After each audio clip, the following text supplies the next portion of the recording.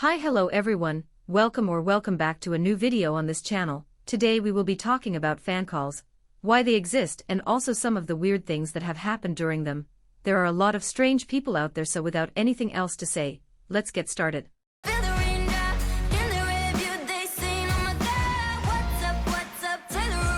Fan signs are small events where idols and fans interact in a very personal way. Since they usually happen in small venues and idols need to talk to every single attendee, you can only enter through a raffle, which includes all the people who have purchased an album from the group, with each album counting as one entry in the draw. The most dedicated fans often buy hundreds of copies to secure their spot, which of course also benefits the companies because it boosts the group's sales, and that's basically how these events started. Going all the way back to older groups, companies held album promotion events where fans would get both an autograph and a few moments with their idol in exchange for purchasing the album. But all of this changed with COVID. While going through a pandemic, these events couldn't be held in person anymore, and they had to find a new way to keep these interactions alive. That's how fan calls were born. The very first group to implement them was MCND back in March 2020, and they announced it as an online fan sign. Even though the pandemic is officially over, fan calls still exist today as a complement to the traditional fan signs. The thing is, crazy fans have always existed and strange situations have always happened at in-person fan signs. We're talking about people getting aggressively mad at idols or even recording them with hidden cameras inside their glasses without any consent. Luckily, at these physical events there's always on-site security watching over the idols, and if someone causes too much trouble they immediately kick those so-called fans out. The problem with fan calls is that even though there's staff monitoring the calls, it doesn't seem like they are as strict or direct as in person. And because of that, many idols have ended up uncomfortable during these interactions while nobody steps in to stop it. So today I've put together a little compilation for you. The most recent case actually happened to Subin from TXT. While he was talking with a fan during a fan call, this fan accused him of having been part of a sexual recording with his groupmate Yeonjun.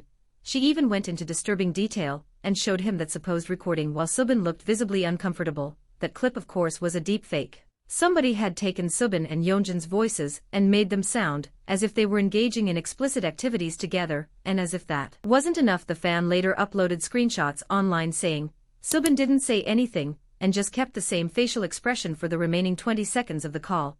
The fan claimed Subin did that because he is guilty. This is straight up harassment, and luckily Hybe didn't stay quiet and actually took legal action against her. And like I mentioned before, the way you get into a fan call is through a raffle. You can buy just one album and maybe get lucky, but the more albums you buy the higher your chances are. That's why fans with a lot of money can purchase huge amounts of albums and end up getting into almost every fan call that their favorite idols do. A good example of this is a fan of Felix from Stray Kids. There are tons of clips of her in fan calls with him, and honestly each one is more uncomfortable than the last. No, I didn't have dinner yet. I'm very busy. Okay, so you like to have dessert before dinner? I like to, sometimes I like to have dessert before dinner. No, I mean, I'm the dessert. Oh, I didn't know. You're the dessert. So did that just remind you who I am? But if there's someone who's had to deal with every single crazy fan out there, it's definitely Vernon. Poor guy, the things he's had to put up with are honestly unbelievable. Hi, Daddy. Hell no, man. What the fuck, man? Hi. Hansel Ren and Trey, right? Hansel Ren and Trey. Okay, you are under arrest for being too hot. You have the right to remain sexy.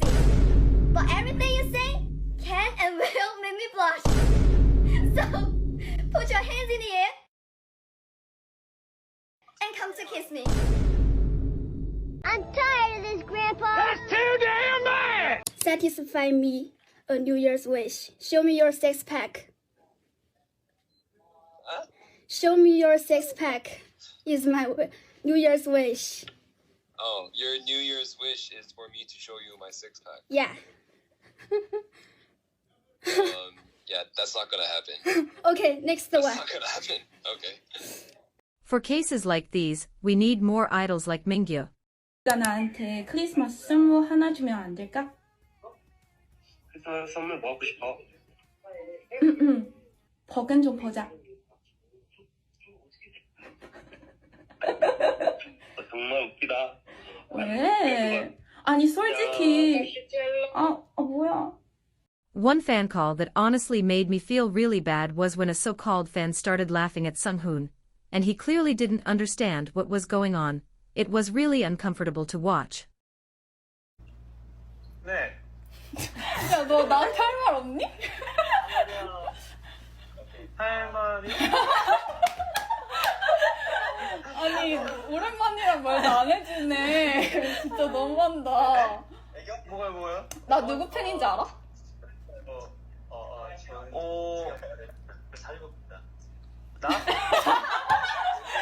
나? 너 나 기억 안 나? The worst thing is when some people try to manipulate idols into doing whatever they want just because they spent a lot of money to get that fan call, as if it wasn't their own choice to buy all those albums. Thankfully Ricky from Zero Base One put one of these fans in her place. 是天寿，你还记得我跟你说的话吗？可以再叫一声吗？可以叫一声吗？我没有听到哎，上一次。这不能叫矜持。啊，求你了嘛！来一次很贵的。可以听。There are so many other examples of fan calls that turned out uncomfortable, or where idols were treated badly, but I think by now the point is clear. The thing I don't get is why companies don't really check who they are putting in front of their idols. When a topic comes up that they don't ever want the idol to answer, the staff is quick to step in and cut the call. When someone brings up a former member of the group or mentions another idol, the company immediately interferes, but when fans clearly cross the line of what's acceptable, why don't they do anything?